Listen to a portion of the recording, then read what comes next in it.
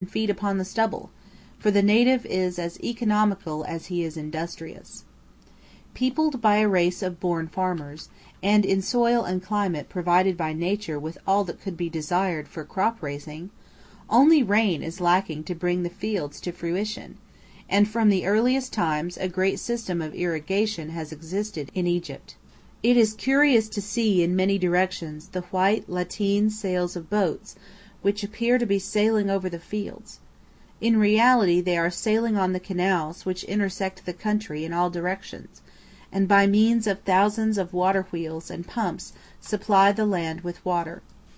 Though the Nile overflows its banks, its inundation does not cover the whole land, so great arterial canals which are filled at high Nile have been constructed throughout the country.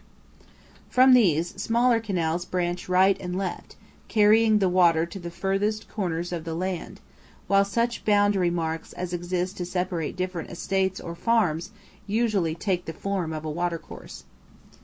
These canal banks form the highways of the country, and are thronged by travelers and laden camels, while large flocks of sheep and goats are herded along their sloping sides. Every here and there are little enclosures, spread with clean straw or mats, and surrounded by a fence of cornstalks or low walls of mud. These are the holy places where, in the intervals of work, the devout Moslem may say his prayers, and, often bowered by shady trees, a whitewashed dome marks the burial place of some saint or village notable. The scenery of the Delta, though flat, is luxuriant, for Mohammed Ali not only introduced cotton into Egypt, but compelled the people to plant trees, so that the landscape is varied by large groves of date palms, and the sycamores and other trees which surround the villages